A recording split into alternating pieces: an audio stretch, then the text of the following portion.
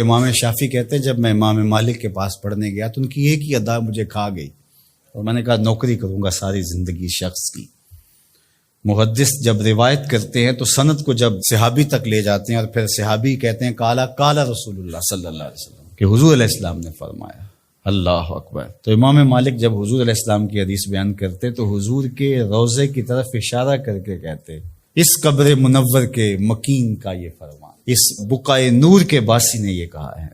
تو کہتے ہیں کہ جب اشارہ کرتے تو کیا وہ کیفیت ہوتی، اللہ اکبر۔ تو یہ عقیدتوں کے رنگ ہیں۔ حضرت سعید بن المسیب لیٹے ہوئے ہیں، بیمار ہیں، اٹھنا مشکل ہو رہا ہے، کوئی آیا اور حضور کا فرمان پوچھا، حضور کی حدیث سننا چاہتا ہوں، میں اقعدونی، مجھے اٹھا کے بٹھا دو۔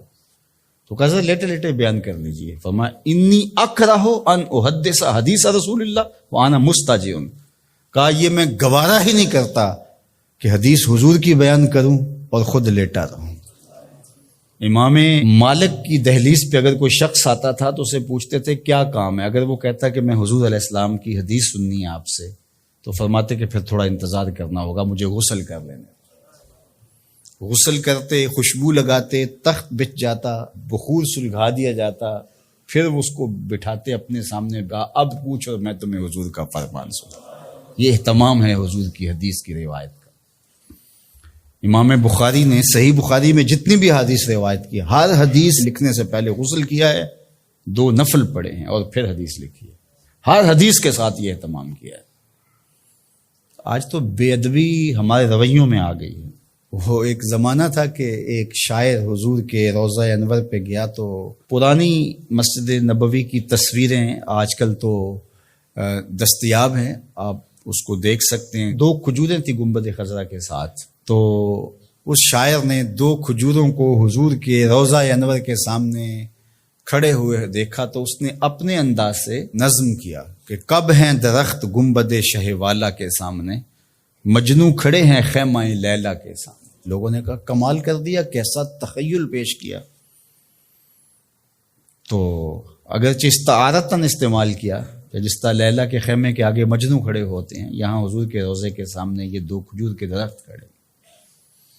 تو ان دنوں میں اعلیٰ حضرت امام اہل محبت امام شاہ احمد رضا خان فاضل بریلوی بھی وہاں موجود تھے۔ تو کسی نے جا کے ان کو یہ شعر سنایا تو آپ کی رگے غیرت اور رگے حمیت پھڑک اٹھی۔ آپ نے فرمایا اس کو بلایا گیا، کہا کہ تیری جرت کیسے ہوئی کہ میرے رسول کے روضے کو لیلا کے خیمے سے تشبیہ دے۔